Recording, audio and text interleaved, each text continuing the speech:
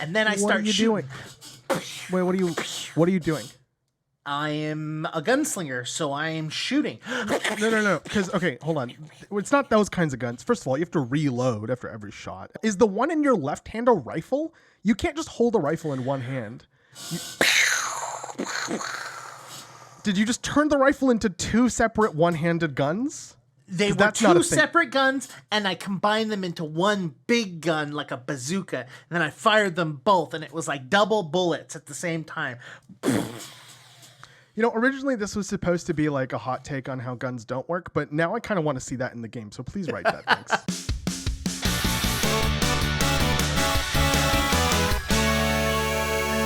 Hi everyone, welcome to GameGorgon. My name is Jake. And I'm Krug, and today we're here to talk to you about, not the Gunslinger yet, we're here to talk to you about firearms. They're not called guns, they're called firearms. This is a playtest so far, so we're going to be talking about rules that are not finalized, that might not ever see the light of day. I think we're going to see some form of this, right?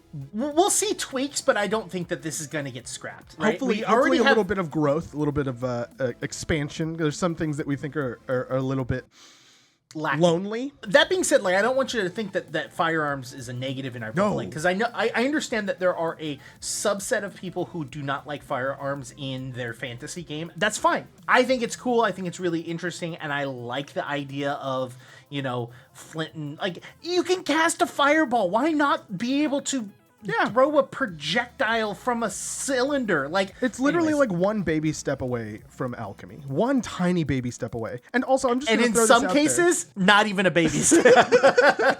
If you and your GM disagree about whether or not firearms should be in your game, and Jake, I think that you'll agree with me when I say this, good fucking luck. I don't know what to tell you. Well, let's get into like some of the key aspects of firearms. If you're completely foreign to the Pathfinder 2nd Edition weapons system, firearms are going to be a new weapon group, so a new table of weapons that have their own list of, you know, damage and prices and price for ammunition and stuff like that. But they're also going to come with their new traits and new critical specialization effects and a new feature in the game that kind of supersedes both of those things, and that's called Misfire. And I think Misfire is the most unique part of firearms. So since Misfire is so important, let's try to talk about it and then fail miserably because it's written in such a confusing way. I understand what they're trying to do. It's really hard to figure out how to word it properly. Let me just read it the way it's written, because I think that's important. If you attempt to fire a firearm that was used the previous day and hasn't been cleaned and maintained since,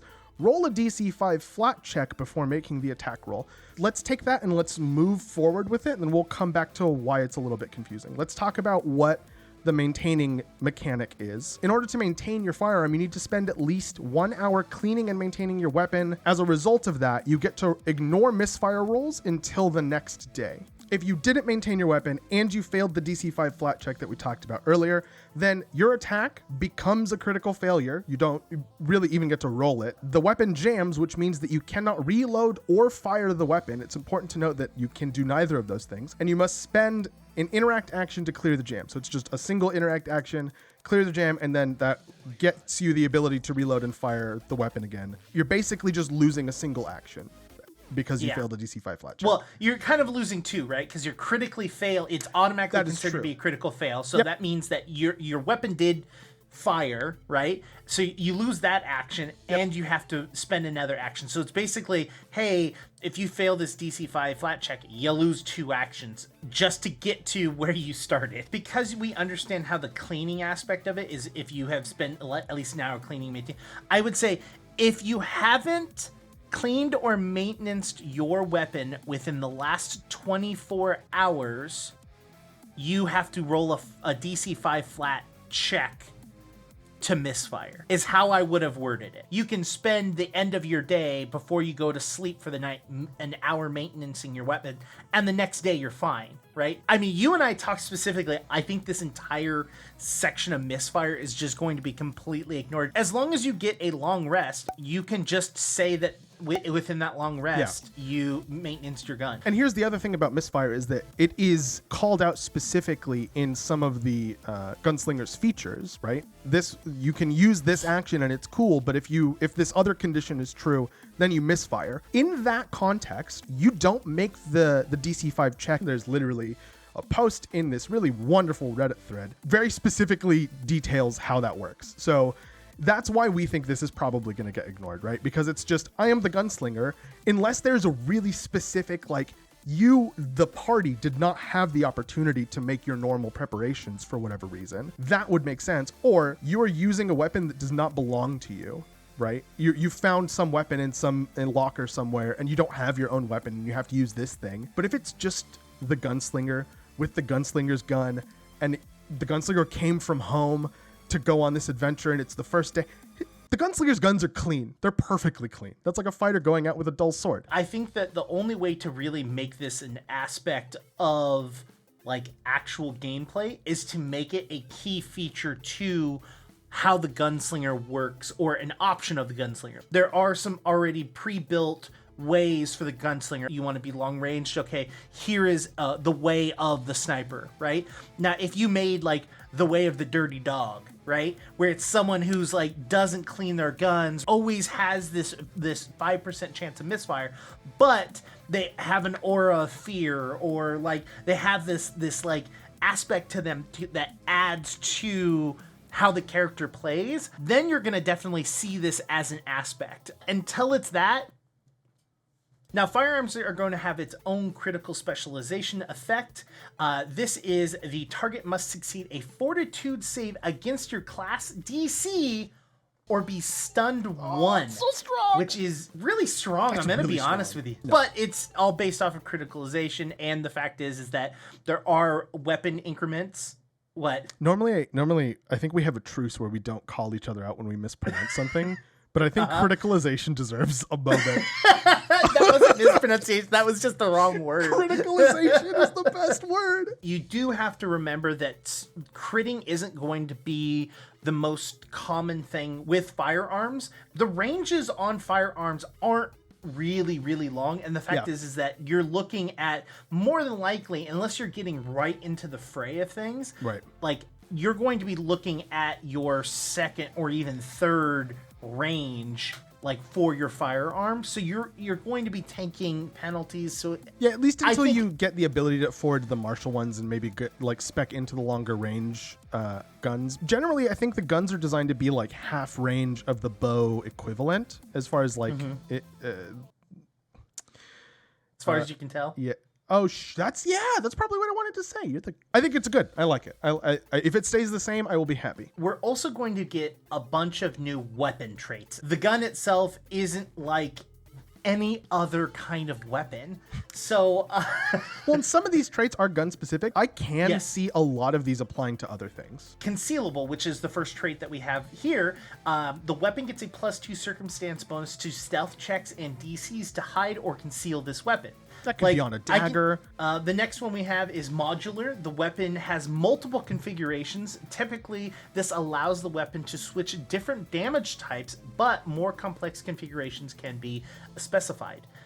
So being able to have your firearm switch from piercing, slashing, and bludgeoning damage, or some combination thereof. As of right now, there's only one modular weapon in the list of weapons that they released, and it literally is just switching from piercing to bludgeoning to slashing. There are also versatile weapons in that same list. Like, there are guns that have the versatile property that gives them bludgeoning damage, and I think that's if you use them to make a melee attack, but I'm not 100% sure about that. That makes sense. Like, you fire and then you like hit him with the butt of your gun. That makes sense. Obviously, the interesting thing here, and the thing that we kind of hinted at the beginning, is you can specify more complex configurations. What is that going to mean? Is that they're specifically for us as like GMs and players to try and like come up with something cool, or are they going to be releasing guns that have more complex configurations? If so, can you send them to me so I can look at them? Because that sounds really neat. And this is kind of like the idea I see with firearms, and I would really like, is like someone that's able to like grab random items. Roadhog.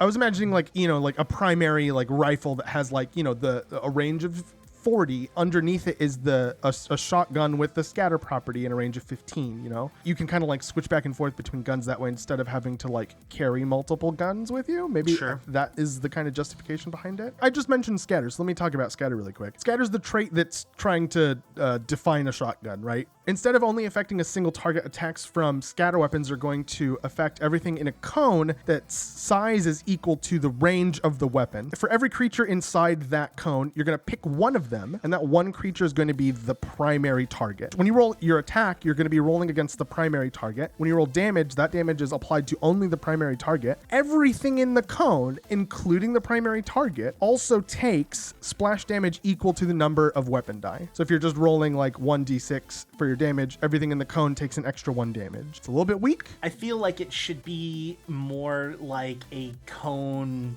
spell. If you've got buckshot and buckshot shoots in that direction, I think you roll 1 attack and then it's against all of their AC. Make this feel good. Like, this doesn't feel really good to me. This feels like, yay. What I think I would have wanted to see is, like, instead of having it be a roll for damage on the primary target and then flat damage to everything else in the cone, decide how much like damage you want the weapon to do. So let's say like, okay, for this weapon 1d8 makes sense, and then do like average -1 damage or average -2 damage. Have the gun be like one of the unique things of the shotgun be that it does a flat amount of damage or a predictable amount of damage. I think that would be interesting. Imagine the zombie movie.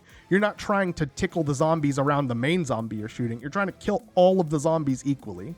So even if the damage has to be nerfed because of it's hitting everything in a 15-foot cone, I think it should be the same damage across the board. I mean, what's your thoughts about a martial class having something that would be your class DC versus a reflex save? I think that was exactly what I was going to say. Make it a reflex save instead. That gives it an interesting little like bit of variety. If you can't hit something's AC, you can be like, oh, well, I bet you can't dodge this. Yeah, exactly. Like, you know, pull out the shotgun and allow them to dodge it. You know what I mean? Like, I like the idea of that. Yeah, like, I think we both agree, regardless of how we would approach it, that we don't like the way that the shotgun's being represented in the current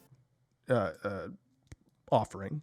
Other traits, sniper. Since we had scatter, we're looking at sniper, so we're looking at long range. If you hit a flat-footed creature, deal an additional 1 precision damage. The precision damage increases to 2 if the weapon is a +3 weapon. How do you feel about this one? I think this is a good direction, a good condition. It feels very like stealth assassin-y, and I like that they're using precision damage. I just think it's weak. I don't think it scales very well, especially because I think the only weapon that has the sniper trait is a martial firearm, not a simple firearm. Very lacking in power, but really good in flavor. My lights just died. Give me 1 second.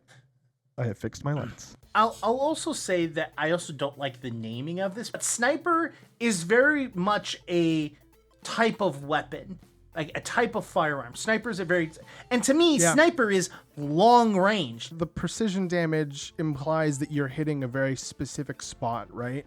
And the fact that it's a sniper rifle doesn't help you do that. The fact that it has a sniper scope on it helps you do that. So maybe scoped or something like that. Something that elicits more of the thought of accuracy as opposed to the thought of like a giant gun that fires very far away. That makes sense. I think I see where you're coming from with that. I also agree with you. It doesn't feel like it's the strongest thing in the world. Like, scatter and modular are really cool. I really like both of those. Concealed in some situations, also super helpful. If I forgot to do this, would I feel upset with myself or not? If I forgot to add my 1 precision damage for hitting a flat-footed creature with a sniper weapon, I wouldn't really feel that upset. I'd just be like, okay, I'll just do it moving forward. That's fine. But like, if I forgot my +2 circumstance bonus on the blind check to being concealed, like, no, remember, I get the +2 because of the it's a concealable weapon. Remember, like I'd fight for the retcon. I wouldn't fight for the retcon on this, and I just don't think it feels that great. I will admit, maybe it's mathematically not that bad because flat-footed is a really common thing. I'm just talking about the way it feels. I don't think it feels like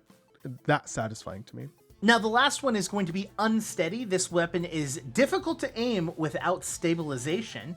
Firing this weapon has a -2 circumstance penalty unless the firearm is attached to a deployed tripod or the wielder takes an interact action to aim before fire, and a tripod apparently is 4 silver and 1 bulk. I don't think tripod existed before this, and they just kind of explain in this trait, you can buy a tripod, it's 4 silver and 1 bulk. This is really difficult if you don't have the tripod, right? Aim, fire, reload, that's your whole turn. I'm curious with this specific trait if we're gonna see a weapon that has like it can fire multiple rounds, like, because this is definitely like big behemoth guns. Like this is mount on a tripod, I hold it and I. So right now the only weapon that has the unsteady property is, and I don't know how to pronounce this, Arquebus. I don't think that's right, but let us know down in the comments. That's a sniper rifle. It also has the sniper trait. It has unsteady, it has versatile bludgeoning, and fatal D10. Fatal is something that's almost completely ubiquitous for firearms. And for those of you that don't know, the fatal trait is kind of like deadly. When you get a crit, change the current damage die of the weapon to the listed fatal die, and you're also going to add 1 fatal die. Oh, I understand the difference between modular and versatile. Because, okay, here's my take on modular versus versatile. Modular is designed in such a way that using the weapon the same way, you can deal multiple damage types. Versatile is using the weapon in different ways, you can deal different damage types. Boom. That's why all of them have versatile bludgeoning, because you can hit people with it and it's bludgeoning, but you can't, but with a modular weapon, you can just like flip a switch and it becomes different damage types, basically. Right? Or however, yeah. Does that that's make my sense? understanding. Let us know down in the comments. While you're down there, hit the like button if you like the video. Hit the subscribe button to help us grow big and strong, just like Milk for Humans. And then you can also hit the notification bell if you want to hit the notification bell, but you super don't have to. You can if you want to. That's an option that's available to you. I will not police whether or not you do it. I don't even have the ability to do that. That would be very invasive, and I don't want that. Not that it's been offered to me. I'm going to continue on with this outro instead of continuing to blabber on about this one tiny little topic. And then you can reach out to us on social media. You can reach out to me on Twitter at QueueTimes or talk to me on Discord. You can reach me on Twitter at IndigoQT, or you can talk to me on our Discord as well, and talk to me about how there aren't enough shotguns available, because that's where I stand on all of that. We also have a Patreon. Go and support us there. We're going to be releasing new artwork for other things. We also have a new show coming out. I don't know if this is coming out before or after that, but on Fridays we're going to be doing a evil campaign with some new players to QueueTimes. Actually, none of them have streamed on QueueTimes, so it's a brand new group we've got going on. So come and check that out on Fridays at 6:30 p.m. PST or PT or PDT, whatever. It's California Pacific time. You could just yes, but there's no, because there's a difference, because PST and PDT are two different things, because it determines whether or not we are on daylight savings time or not. Yeah, but we don't have to tell people whether or not they're on daylight savings time. They should know that independently of the Pathfinder 2nd edition show. Not them, us. We have to be on. I have to say PDT or PST. I don't agree with that at all. Because Arizona, like, for example, Arizona doesn't have... Why are we talking about this? Bye, everyone! Oh, other time zones. That makes sense. Okay, bye.